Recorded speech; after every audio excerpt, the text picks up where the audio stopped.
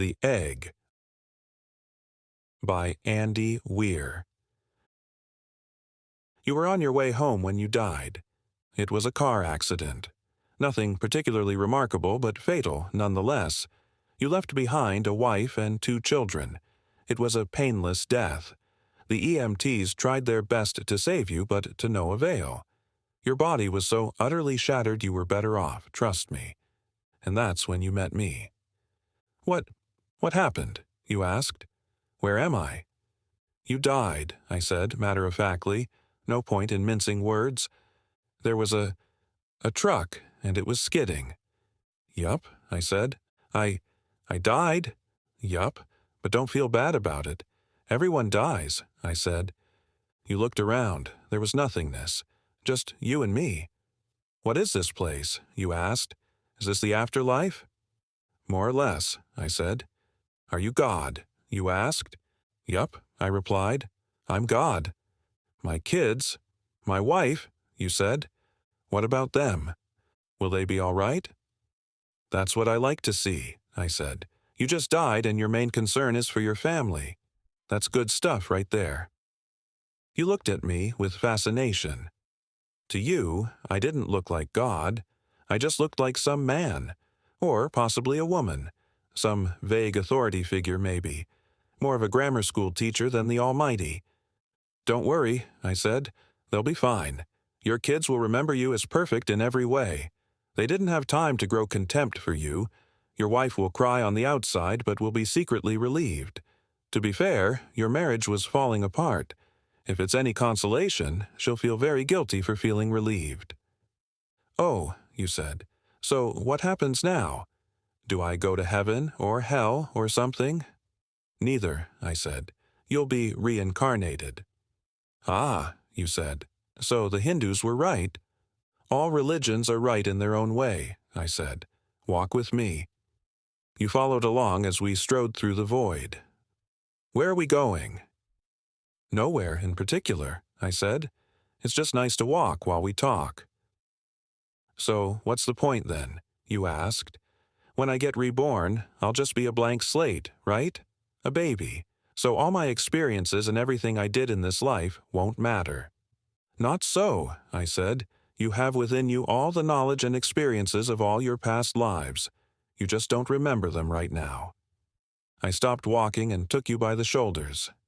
Your soul is more magnificent, beautiful, and gigantic than you can possibly imagine. A human mind can only contain a tiny fraction of what you are. It's like sticking your finger in a glass of water to see if it's hot or cold. You put a tiny part of yourself into the vessel, and when you bring it back out, you've gained all the experiences it had. You've been in a human for the last 48 years, so you haven't stretched out yet and felt the rest of your immense consciousness. If we hung out here for long enough, you'd start remembering everything. But there's no point to doing that between each life. How many times have I been reincarnated then? Oh, lots and lots, and into lots of different lives, I said. This time around, you'll be a Chinese peasant girl in 540 A.D. Wait, what? You stammered. You're sending me back in time? Well, I guess technically, time as you know it only exists in your universe. Things are different where I come from. Where you come from, you said. Oh, sure, I explained. I come from somewhere else, and there are others like me. I know you'll want to know what it's like there, but honestly, you wouldn't understand. Oh, you said, a little let down. But wait, if I get reincarnated to other places in time, I could have interacted with myself at some point.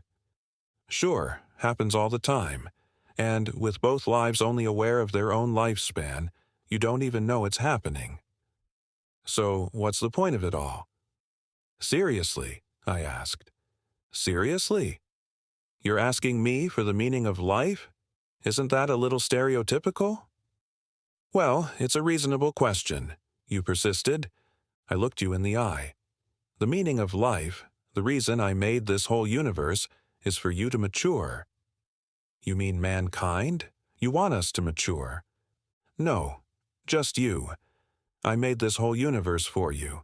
With each new life you grow and mature, and become a larger and greater intellect. Just me? What about everyone else? There is no one else, I said. In this universe, there's just you and me. You stared blankly at me. But all the people on Earth, all you, different incarnations of you. Wait, I'm everyone. Now you're getting it, I said with a congratulatory slap on the back. I'm every human being who ever lived. Or who will ever live, yes. I'm Abraham Lincoln? And you're John Wilkes Booth, too, I added.